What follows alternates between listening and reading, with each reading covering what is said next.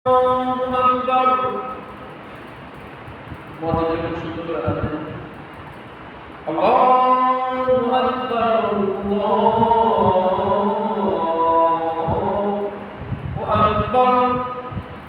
সুন্দরভাবে সুর দিয়ে সন্তানের কানে আজান মুয়াজ্জিনের মতো আজান দেন।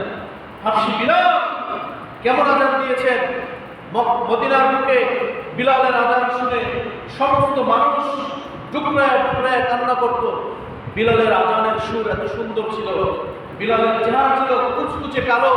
নাইজেরিয়ান অধিবাসী ছিলেন হাফসি বিলাল, আফ্রিকার মানুষ ছিলেন, তার নাক ছাড়া আর কিছুই দেখা যায় না। আবার ছিলেন খাটো। আল্লাহ রাসূল সাল্লাল্লাহু আলাইহি ওয়াসাল্লাম ইন্তেকাল করার পরে বিলাল রাগ করে, বিলাল কষ্ট পেয়ে, মনের কষ্ট নিয়ে, যেই জমিনে রাসূল নাই, যেই মদিনার মধ্যে রাসূল নাই, সেখানে আমি বিলাল থেকে কি করব?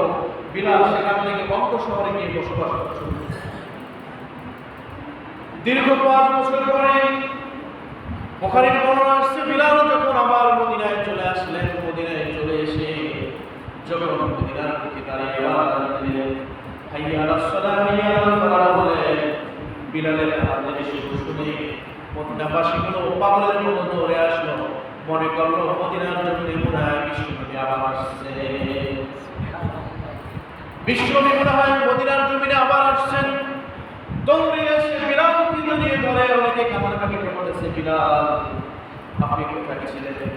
বিলাল বলল, যেই জমিনের মধ্যে বিশ্বনবী নাই, যেই জমিনের মধ্যে তুমি মুহাম্মদ রাসূলুল্লাহ নাই, যার চেহারার দিকে তাকাইলে আমার মতো বিলাল শুধু নয়, শত শত কষ্ট পাওয়া মানুষ, 2 দিনের ক্ষুধার্ত নিপীড়িত মানুষ, যার মুখের দিকে তাকাইলে ক্ষুধার যন্ত্রণাটুকু চলে যায়, যে নবীর মুখের দিকে তাকাইলে সব কষ্টগুলো দূর হয়ে যাইত, যে নবীর কথা শুনে আমরা বেঁচে থাকার ভরসা পাইতাম, যে নবীর মুখের দিকে তাকাইলে ভালোবাসার স্পন্দনটা বেড়ে যেত, সেই নবী যখন দুনিয়ার জমিনে নাই, আমি বিলালের মদিনার প্রতি কেমন করে থাকবো?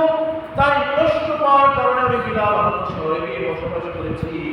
কিন্তু 5টি বছর পর আমি ফিরে আসলাম এই জন্য বারবার কেমন জানি মনটা ছুটতেছে মদিনার মুখে গিয়ে নবীর রওজার পাশে দাঁড়ায় একটু সালাম দিয়ে নবীর সাথে কথা বলি, নবীর সাথে একটু আলোচনা করি, কথা বলি।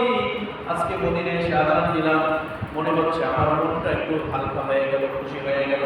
আমি বলতে চাই, যারা রাসূলকে দেখেছেন, চোখের সামনে যারা রাসূলকে দেখেছেন, তারা সহ্য করতে পারেন না সকাল মানুষগুলো ডুবে গেছেন, হাজার হাজার লক্ষ লক্ষ মানুষ কেঁদেছেন। রাসূলুল্লাহ যখন বিদায় হজের ভাষণে শেষ